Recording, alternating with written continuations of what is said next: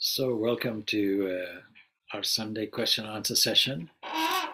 We are interweaving this session with the retreat which we have here in England. And I think the subject that has been given the group is peace prayers. We'll try and integrate that subject. The theme of this retreat here is abiding peace. But in line with our tradition, we'll invite questions either from here or from here and from yourselves. So our prayers will be a little bit different since our theme is will be peace prayers. Om Sahana Bhavatu Sahano Bhunaktu Saha Viryam Karavavahe Tejasvinavaditam Astuma Vidvishavahai. Om Shanti Shanti Shanti. May that one protect us both. May that one nourish us both. May we work together with great vigor. May our study be illumined. May we not unnecessarily argue with each other. Peace, peace, peace be unto all. May he who is the Brahman of the Hindus, the Ahura Mazda of the Zoroastrians, Buddha of the Buddhists, the Jehovah of the Jews, the Father in heaven of the Christians, give strength to us to carry out our noble ideas.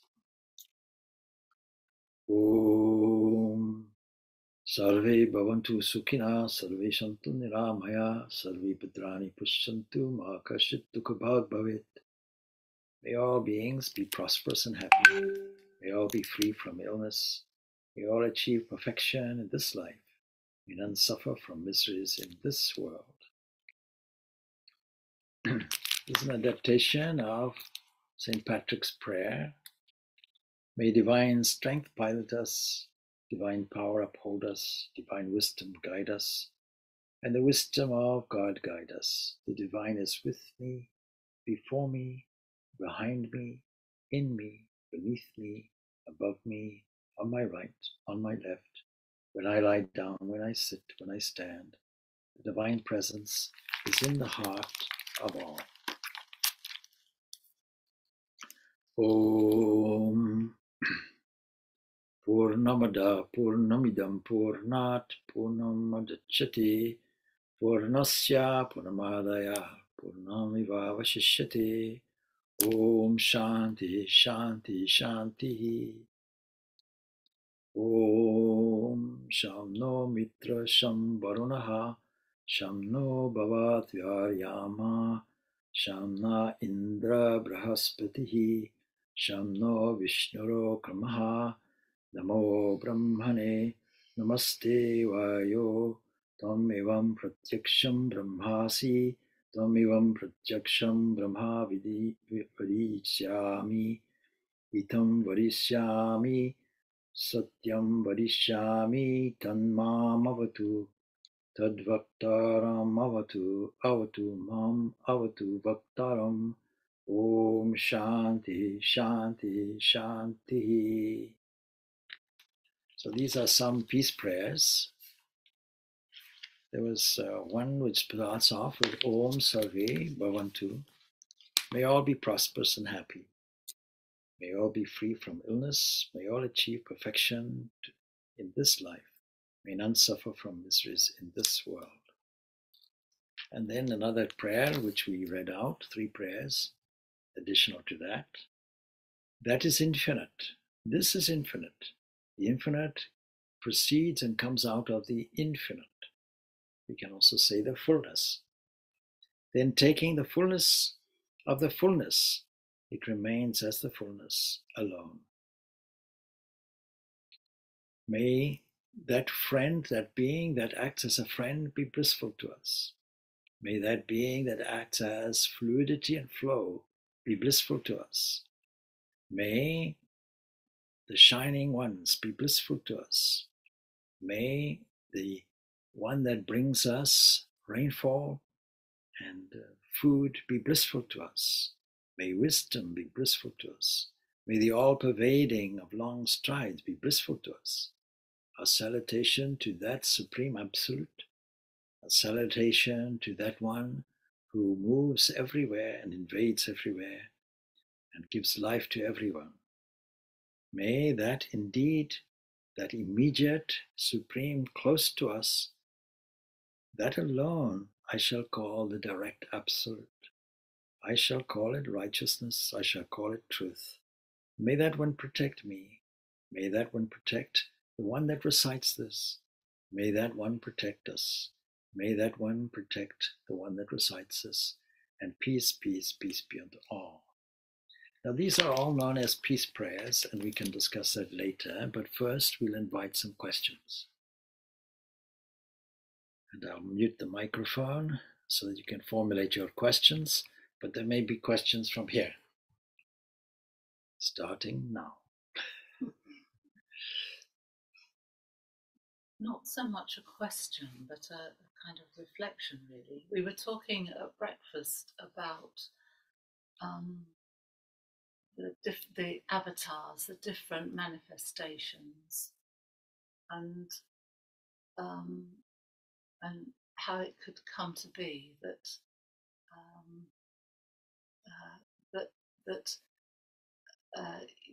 one avatar might reincarnate, but not know that he had been a reincarnation, not known that in a previous life he had been an avatar.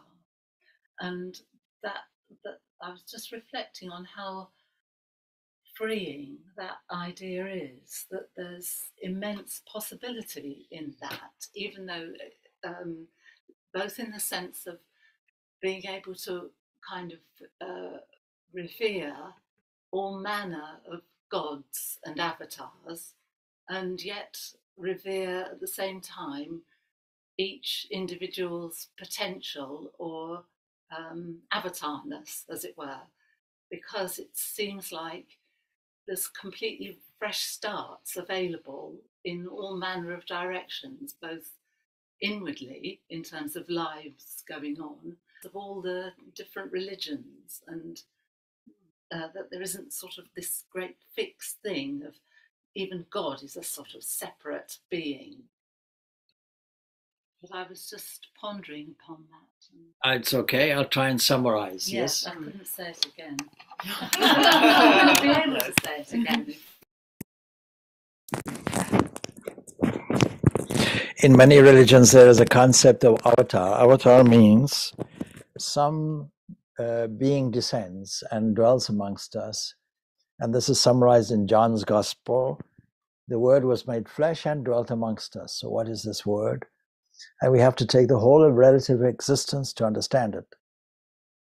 And we were discussing yesterday the Sankhya concept of 24 cosmic principles. That's a kind of foundation for how we understand the structure, the scaffolding that we call the world. And so at the head of the scaffolding, or right at the top, the manifesting entity that manifests the whole of our universe, we call technically in the Upanishads Hiranyagarbha. It's a beautiful term. It means that womb, that golden womb, unlike any other thing, so we can get a concept of it, that then initiates and creates progressively through combinations of waves the universe that we have and the experience that we have. And this creative principle we also call Brahma, we also call creator, but it's not really a creator in a conventional sense, like a potter creates a pot from the clay.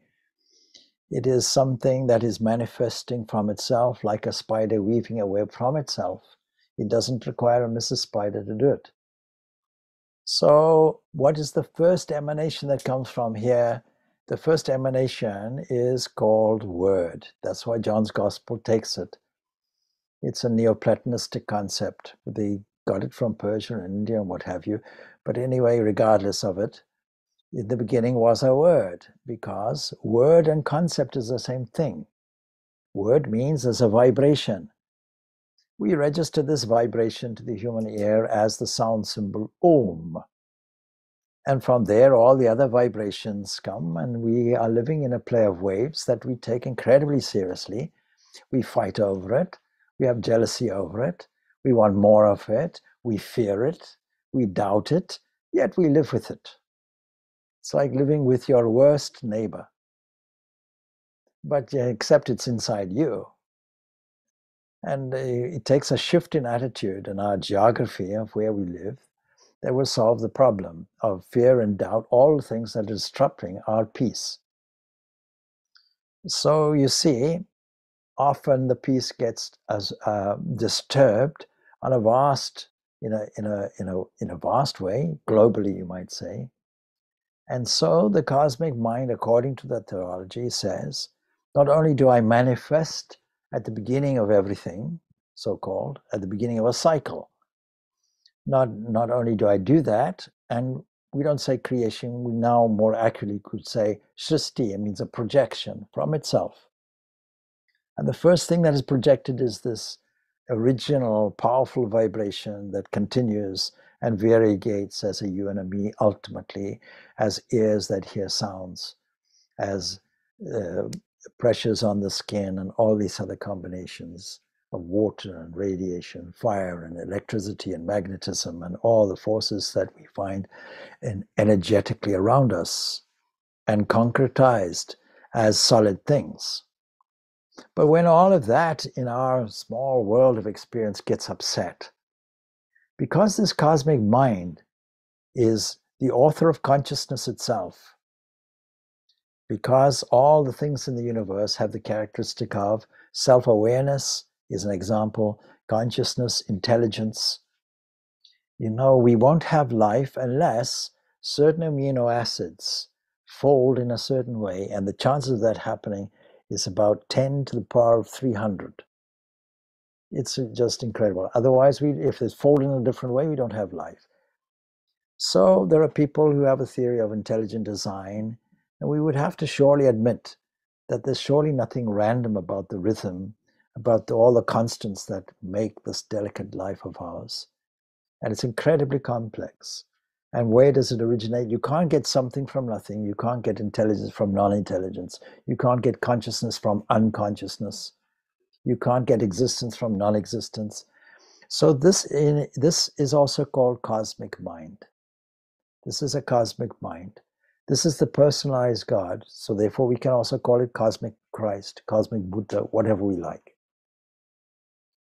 Now, why we introduce the word Christ and Buddha and all of that is because from time to time, from age to age, where if there is a disruption in this harmony, because the whole universe is moving toward harmony. That doesn't mean to say it's harmonious. It means to say that the laws are equipped for harmony, that the universe is constantly establishing adjustments between pairs of opposites. And when it swings one way in terms of, say, human moral behavior, then the word becomes flesh and dwells amongst us. In other words, the cosmic balancing power comes. And then we have a Jesus or a Buddha or a Rama or a Krishna, and a Ramakrishna also. So we have all these intervening embodiments. So the question that was given was, given that, how is it that those incarnations don't really know that there are these incarnations of previously? And we may actually wonder if that is true completely, because it is known that Buddha said, I'm the 25th. There were 24 other Buddhas. You can condense that into 6 other Buddhas previously. It doesn't matter. The point is, when you're born like everybody else. But ultimately, you will realize your own divinity. This is so for everybody, actually. And the point that was made wasn't a question, more a point. Isn't it marvelous? Isn't it marvelous that we have this infinite individual possibility fitting into the overall and making a harmony? Yes. Now you see, if there was no recognition, Jesus could never say, I and the Father are one. So there would have had to be a recognition of it.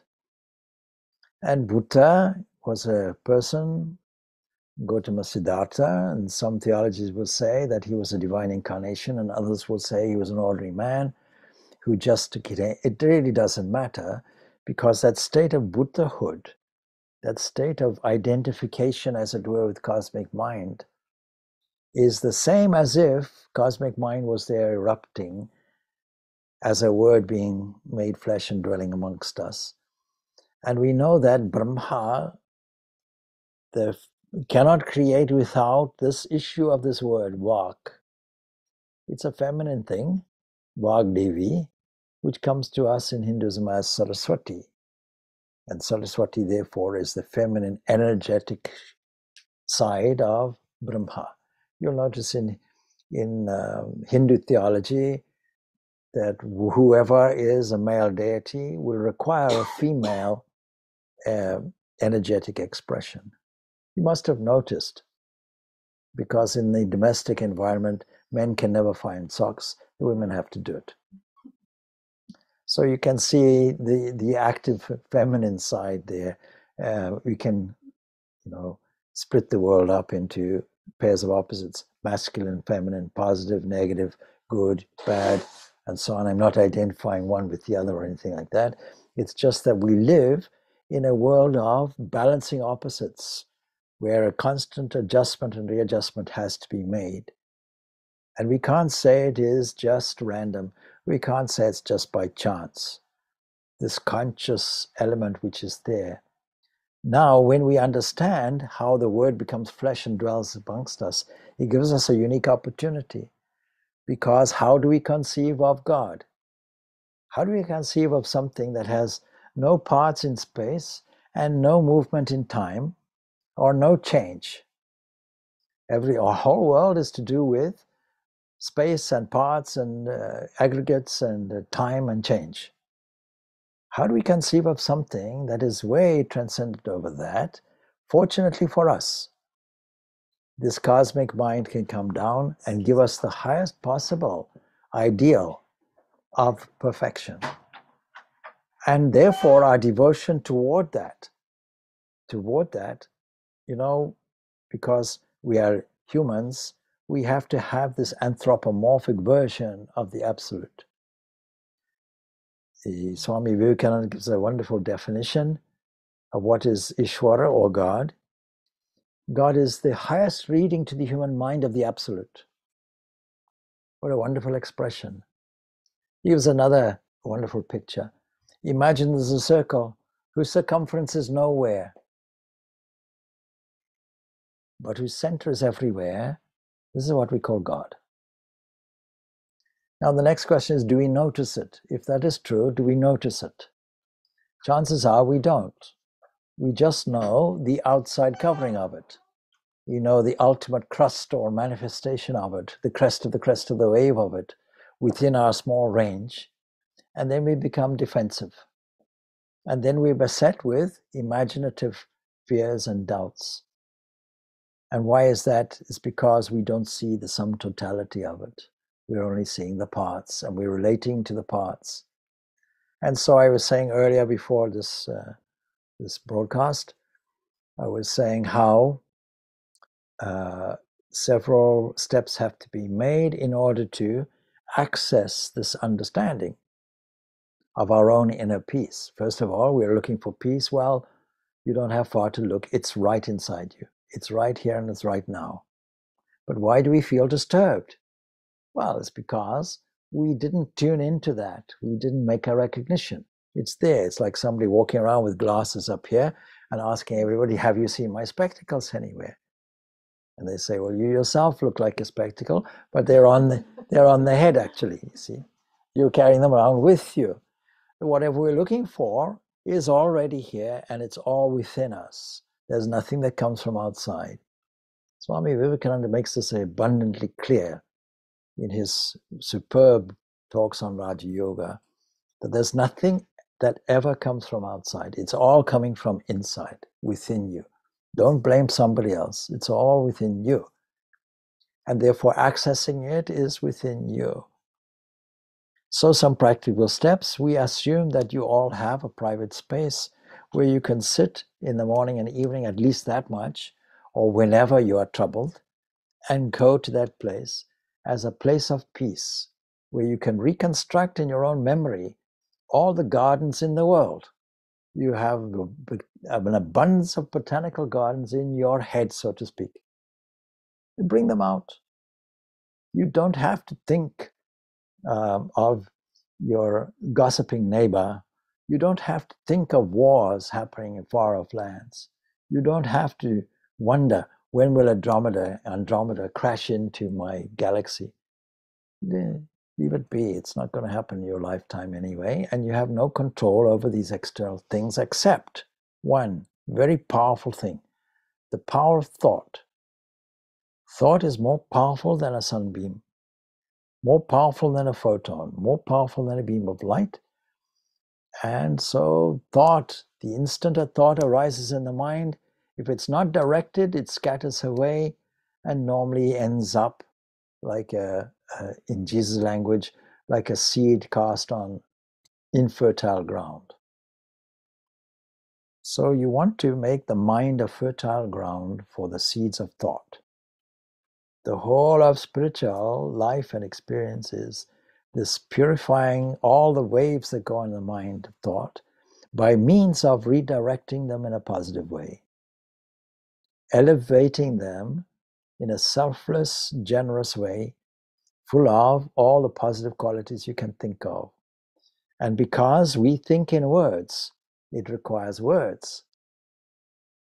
So if we sit and we just repeat these words I always repeat, strong, true, wise, full, free, beauty, goodness, love, harmony, what you'll find is all these qualities internally vibrate.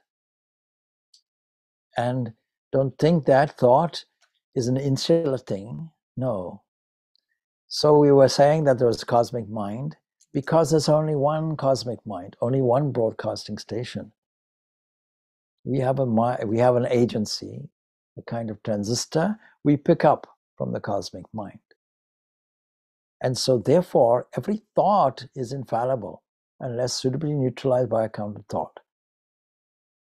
And that can be a doubt, it can be a fear, but every thought infallibly carries through for good or bad, and always affects the sum totality.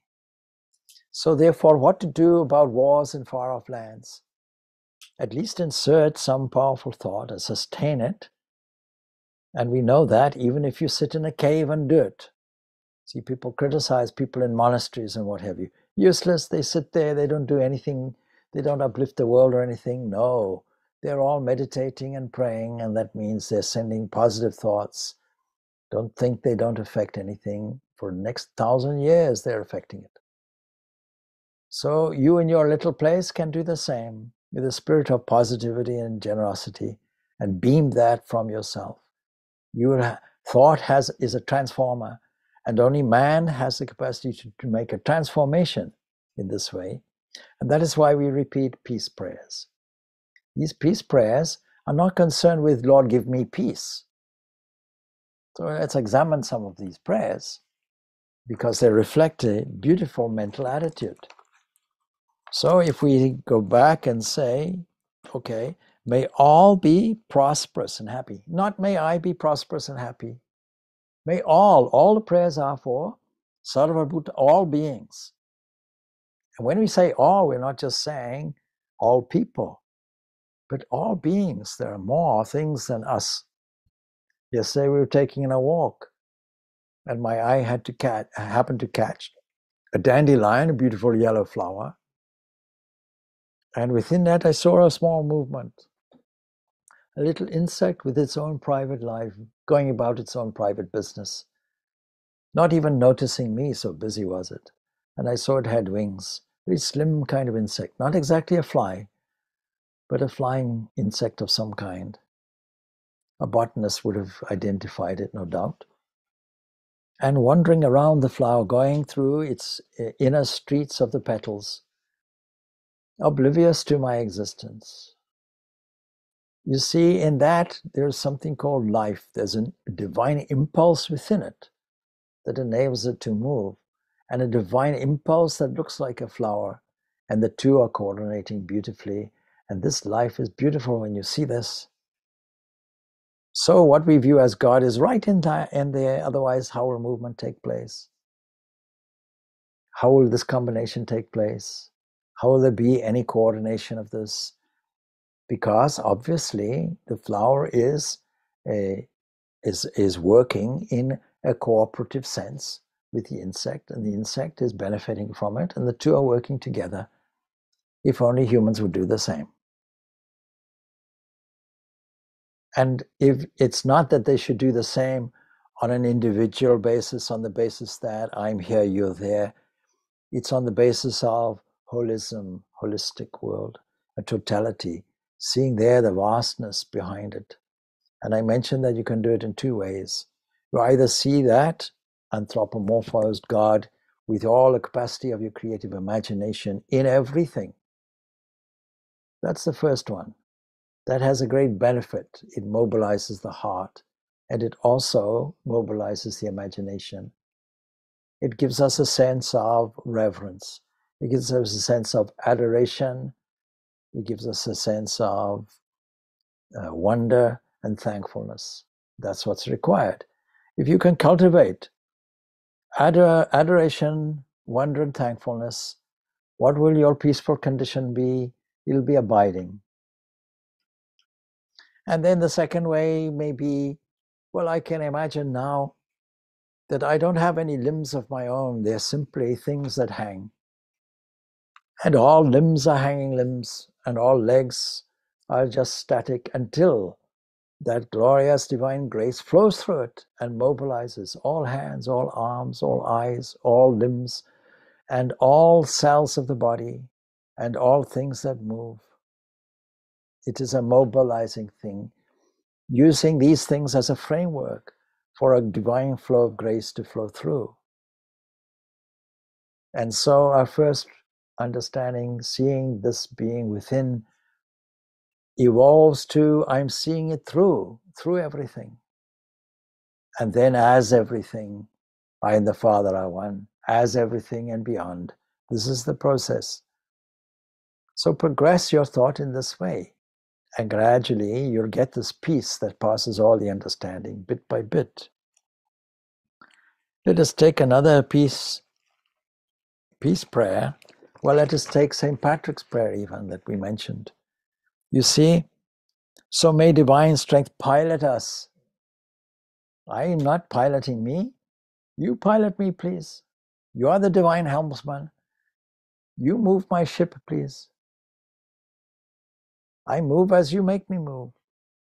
And I recall straight away, you see, this beautiful, beautiful analogy and statement that Sri Ramakrishna says, Ramakrishna Paramahansa, he says, you see, the wind of God's grace is always blowing. You but have to unfurl your sail. Set your sail. And I always follow it up by a realistic comment. How easy, I don't know if any of you have done sailing. No? Ah, wonderful. How easy it is to set the sail? Variable. Okay, variable. It depends how clumsy you are. It depends whether you get the ropes all tied in or not. Yeah. Wind, tide, and all that. But setting the sail alone. See, when you set the sail and the boat is not even on the water, the wind still wants to carry it. As soon as you set the sail, the wind carries it. You can't just set the sail and assume there's no wind and do vigorous and energetic and pointless blowing. No, it won't do it. It won't move. You just set the sail and the wind itself carries it. What a glorious idea. Don't think that you're doing anything individually. The divine grace is coming and moving you along. You have no energy of your own. It is all divine energy carrying you. This recognition of it alone will give you a sense of peace. It's not a sense of fatalism, but it is a sense of surrender. Surrender is necessary. Come on. I'm setting the sail. You do the rest. I move 1 pace. You'll move 1,000 paces toward me. I do the minimum. You'll do the maximum. Lord, it's you. Like taking a phone call. Hello, hello. Oh, Lord, it's for you. Finished. I won't get a headache over it. So we have to find that this is not exactly fatalism or anything like that. Not at all. This is what is called faith. Faith is necessary. Faith will combat fear. What is fear?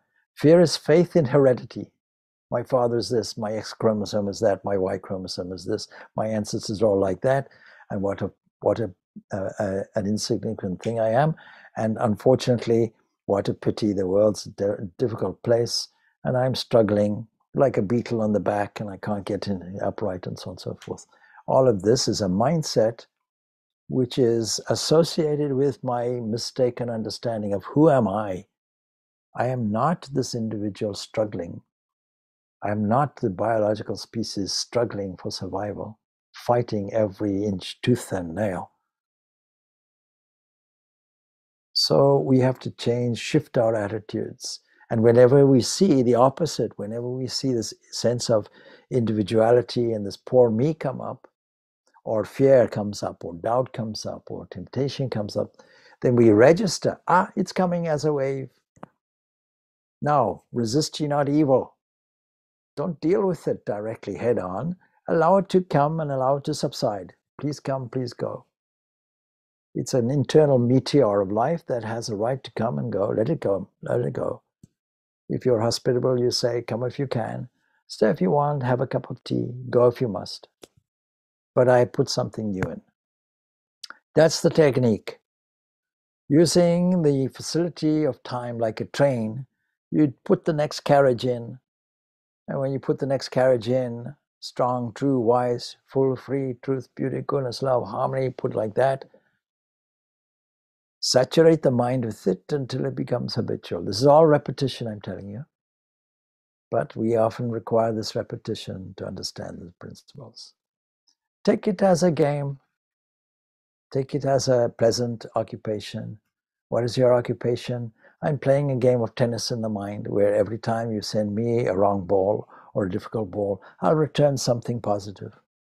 Make a positive return, put a better investment in. It's entirely up to you. Don't blame something else. Don't blame another person or another circumstance. Don't say life is against me. It's a struggle. It's a difficulty.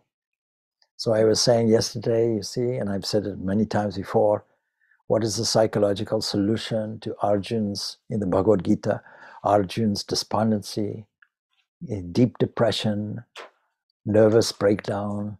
It's not to lie him on the battlefield and say, okay, please tell me all about your childhood. Don't say why. Say, why not? What next? And put something positive in. This second, next second, next second, next second, next second. Net result positive. What is the benefit of positivity? You become a kind of beacon light that transforms all the negative things into something positive. And the flower does it and is a great example. You have beautiful flowers here in this garden. But you see, they're not cultivated on flowers. They're cultivated on manure.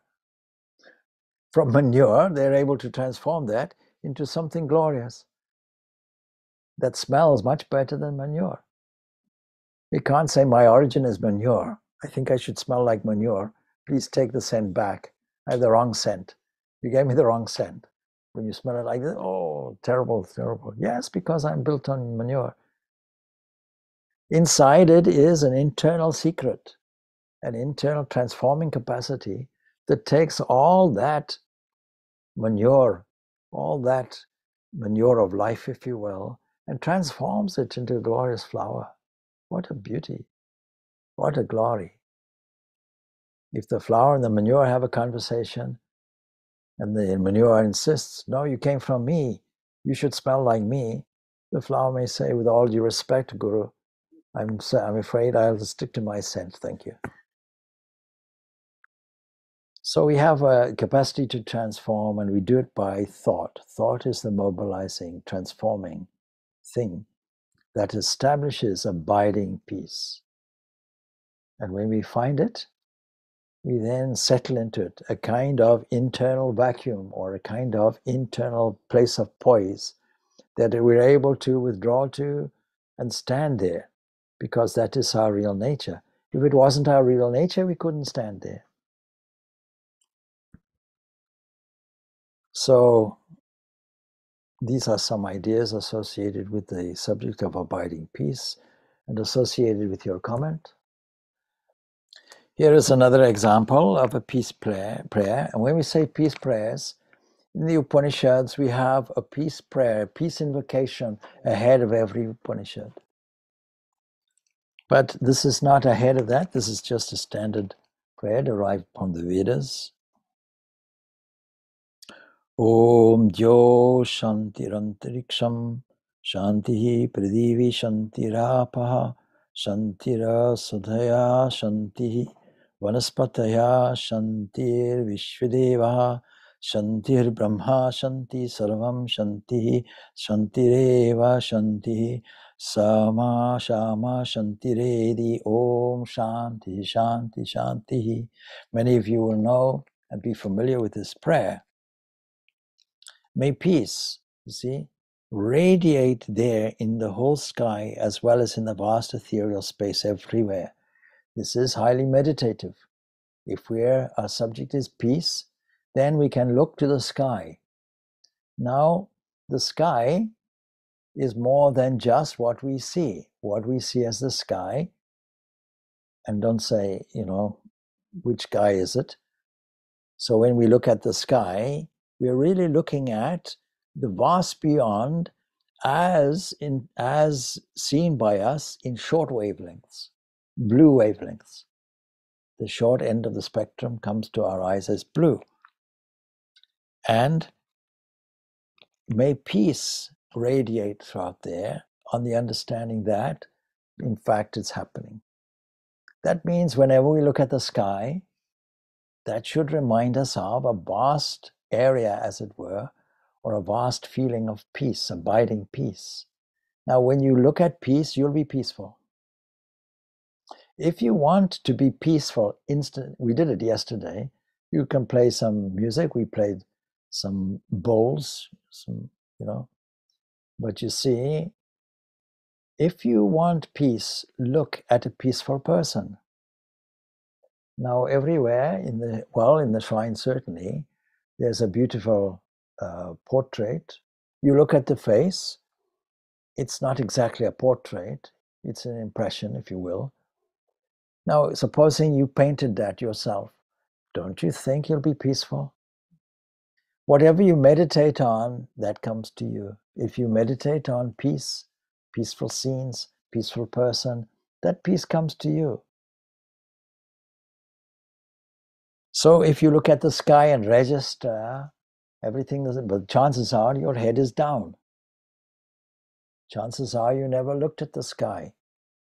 Only on special occasions, somebody will point out, oh, what a blue sky. Then you'll look at it, but for how long will you do it? And will you see the implication of peace that you find in it? And then in the vast ethereal space everywhere, because what we see as the sky is just our interpretation of something vastly beyond it. Now there is a way of thinking that nothing can move, no force can occur, such as gravity or anything, without really some medium. This was the old idea of ether, no doubt. And ether, they were doing away with ether, no doubt. But you see, they've replaced it by the idea of fields. I'm not talking about fields of grass. I mean areas, if you like. The gravitational field, for example, would be space itself. So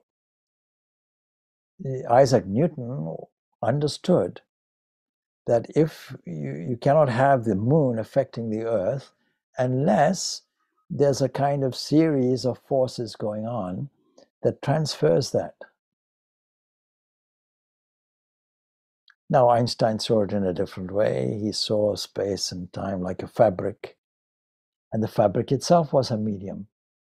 So we cannot have any movement without some kind of medium through which things go, and we call this fields. The Higgs boson was discovered. Now they're looking for the Higgs field. You have to have a field of operating. We have the electromagnetic field. This is equivalent to the ethereal field. It's a vast kind of anonymous, formless space in which permits different wavelengths to occur in it. And some of it we see and pick up, and some of it we don't, and some of it require special instrumentation. And it all depends on the senses. So I always say, you see, if we had an extra sense capable of picking up something extra from the electromagnetic field, like, let's say, X-rays, then we'd be sitting here complementing each other on our bone structures. May peace reign all over this earth. Everything that is solid. You see, you're not asking for anything for yourself. May peace reign over the whole earth. And along with that comes the idea that the earth is like a nurturing mother that doesn't complain when we dig into her skin and find minerals. That doesn't complain when we plow her skin up and make fields for cultivation. That always gives us an abundance, that has an internal formula that supports life. And in the inner core of the earth, an iron core that allows for the whole of the earth to have magnetic poles, so that cosmic rays that come will be diverted away.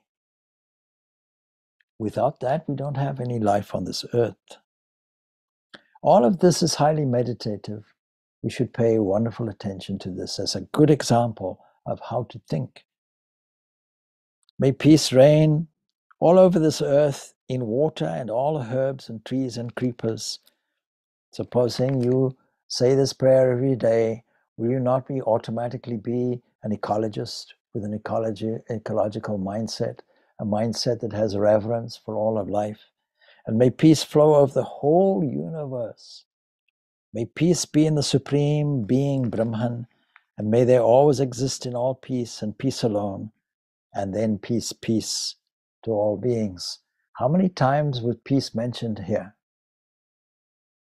If you say peace, peace, peace, peace will come to you. It's a thought movement. Every time you make the thought movement, the corresponding movement comes. So if you want peace, don't sit down and complain, I'm disturbed. When will peace come? No, you create the peace by recognizing its existence already here. Already here, and all your future already accomplished. Think in that way, and your life will change, and you'll have a transforming mindset. Swamiji, would it make any difference if you're saying peace, like in English, because you know what that means, or if you're saying Shanti, with the Sanskrit being more kind of maybe resonant with the vibration of peace, does it matter? No, because the word has a concept. It doesn't matter what word you use. So if you say Shanti, Shanti, Shanti, and you do not know what that means, then the concept isn't there. Right, okay. It's like saying rhubarb tomatoes and expecting some, no, you'll get rhubarb in tomatoes probably. So this brings up another question about mantras. If we repeat mantras but don't know the meaning, will it be effective? Well, it depends what mantra you repeat. If it's what we call a bija mantra, seed mantra, you see Patanjali tells us about Ishvara and says that the way is repeating Om and meditating on its meaning. Repeating it alone is not enough, because every word, every sound has a meaning, and the meaning has an emotional context. Supposing you repeat elephant, or supposing I tell you, never think of an elephant. Well, the first thing you'll do is an elephant will come into your head, all right, so to speak, an image of it. Now, supposing I say, okay, repeat elephant, elephant, elephant, you'll get bored and fall asleep because it's just a word with no emotional context. But if you say elephant and it stands for strength, you visualize it in all its strength. You admire its flexibility of its trunk. You can see how it can remove obstacles. All these qualities you want for yourself. Then it'll be an enthusiastic visualization, and that quality will come to you. Now you see a bija mantra, what is it? It's a seed mantra that resonates to the human ear what it actually sounds like. It's not the same to the human ear, so it's a representative proxy, if you will, for the actual sound heard by the mystics and yogis. So if you take all the tanmatras, the subtle elements, they will all have bija mantras, no doubt. And you can use them once you know the meaning of it. But you can use them even without knowing the meaning. And because it approximately resonates, you'll get an approximate result. So, but of course, the real potency of it will be when you repeat it and you know the meaning. And you meditate on the meaning. Something else. Yes, absolutely. I'm just thinking about like really long mantras, or the kind of like the Chalisa, which is long. You still kind of need to have a sense of what those words are. Yes, sure. Yes. If somebody speaks to you in Spanish and you don't understand Spanish, well, then what's the point? Yeah, I suppose that I've had this idea of like Sanskrit is this magical language that has this resonance that just knows without me knowing. There is a school of thought which says that all the mantras in the Vedas are sacred and so on. It's called the Mimamsa school of thought. But you have to understand why that would be so, because it's accompanied by the importance of ritual. And it comes about by, you see, if you say all the forces, you're sitting there and wondering, the wind is blowing, what is moving it? The sun is shining, what is making it happen? There are certain elements in nature and part of the universe, and I have to propitiate them. I have to think about them, meditate on them, make sure that I offer sacrifices to them in order that food may come and rainfall comes and we are all abundant.